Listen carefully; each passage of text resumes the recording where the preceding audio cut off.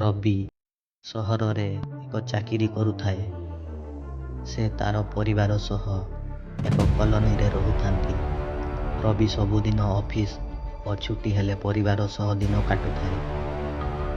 ଦିନେ ରବି ଅଫିସରେ ଥାଏ। ତାର ଧର୍ମପତ୍ନୀ ଫୋନ୍ କରି କହେ କି ତାର ଦେହ ହଠାତ୍ ଖରାପ ହେବାକୁ ଲାଗିଛି। ପ୍ରବଳ ଜ୍ୱରରେ ପେଟ ବଥା ଓ ମୁଣ୍ଡ ବ୍ୟଥା ହେଉଥାଏ। ଦେହ ପୁରା ଗରମ ହୋଇଯାଉଥାଏ ଏବଂ ତାକୁ ମ୍ୟାଲେରିଆ ଜ୍ୱର ହେଉଛି ବୋଲି ସେ ଅନୁମାନ କରେ। ରବି ସଙ୍ଗେ ସଙ୍ଗେ ଅଫିସରୁ ବାହାରେ ଓ ସିଧା ଘରେ ଯାଇ ପହଞ୍ଚେ।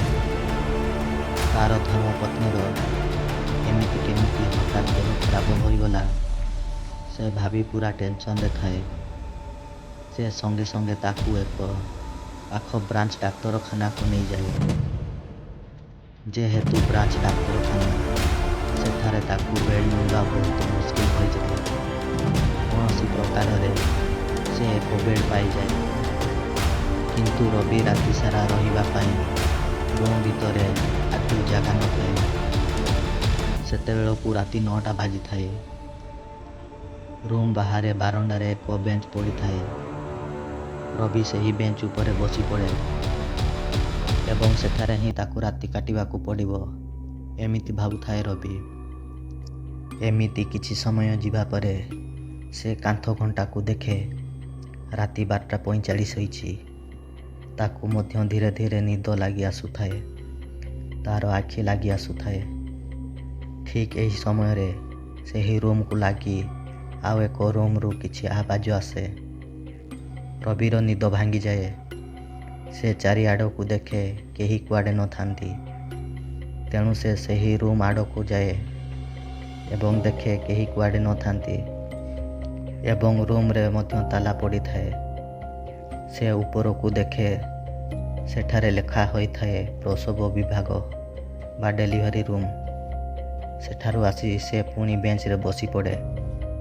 ଠିକ୍ ସେହି ସମୟରେ ଏକ କଳା ଛାଇ ରୁମ୍ ଭିତରେ ଝରକା ଦେଇ ଅତିକ୍ରମ କରେ। ସେ ପୁରା ଡରିଯାଏ। ରବି ଭୂତ ପ୍ରେତକୁ ବିଶ୍ୱାସ କରେନି। ତେଣୁ ସେ ପୁଣି ସେ କବାଟକୁ ଯାଇ ଦେଖେ, କେହି କୁଆଡ଼େ ନଥିଲେ। ସେ ଦେଖେ ଯେ ରୁମ୍ର ପଛପଟେ ଏକ ଝରକା ଖୋଲା ଥାଏ। ସେ ଝରକା ପାଖକୁ ଯାଇ ଦେଖେ ଏବଂ ତାର ହୋସ୍ ଉଡ଼ିଯାଏ। ଏକ ସ୍ତ୍ରୀ ଲୋକ, ଆଖି ଦିଟା ପୁରା ଲାଲ ହୋଇଥାଏ, ବାଳ ଫରଫର ହୋଇ ଉଡ଼ୁଥାଏ, ମୁହଁଟା ପୁରା ବିକୃତ ଦିଶୁଥାଏ ଏବଂ ସେ ବସି ତା କୋଳରେ ଏକ ତକିଆ ରଖି କାନ୍ଦି କାନ୍ଦି କହୁଥାଏ, ମୋ ଧନ ଉଠିଯା, ଆଖି ଖୋଲ ମୋ ଧନଟା ପରା।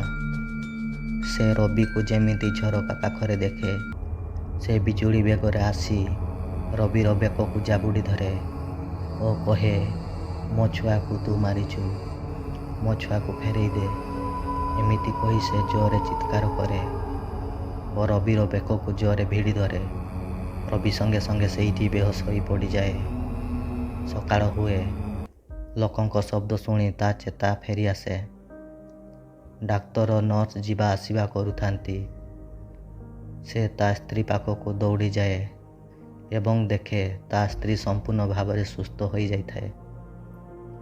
ସେ ଟିକେ ଦୀର୍ଘ ନିଶ୍ୱାସ ମାରି କିଛି କ୍ଷଣ ବସିପଡ଼େ ଏବଂ କାଲିର ଘଟଣାକୁ ମନେ ପକାଏ। ଏହା ସତ ଥିଲା କି ସ୍ୱପ୍ନ, ସେ କିଛି ବୁଝିପାରୁନଥାଏ। ବାହାରକୁ ଆସେ ଓ ସେ ଡାକ୍ତରଙ୍କୁ ସେହି ରୁମ୍ ବିଷୟରେ ପଚାରି ବୁଝେ। ସେ ଜାଣିବାକୁ ପାଏ ଯେ 2 ଦିନ ତଳେ ସେହି ରୁମ୍ରେ ଏକ ଡେଲିଭରି ପେସେଣ୍ଟର ମୃତ୍ୟୁ ହୋଇଥାଏ ଏବଂ ତା ପେଟରେ ଥିବା ଛୁଆର ମଧ୍ୟ ମୃତ୍ୟୁ ହୋଇଥାଏ। ଏହା ଏକ ସନ୍ଦେହଜନକ ମୃତ୍ୟୁ ଥାଏ ଏବଂ ଏହା ପରଠୁ ସେହି ରୁମ୍ରେ କିଛି ନା କିଛି ଘଟଣା ଘଟିବାକୁ ଲାଗିଛି। ତେଣୁ ସେ ରୁମ୍ ବନ୍ଦ କରାଯାଇଛି। ରବି ପୁରା ଅବାକ୍ ହୋଇଯାଏ। ସେ ଏହି କଥାକୁ କେମିତି ହଜମ କରିବ ଜାଣିପାରୁନଥାଏ, କାରଣ ସେ ଭୂତ ପ୍ରେତକୁ ଆଦୌ ବିଶ୍ୱାସ କରୁନଥିଲା।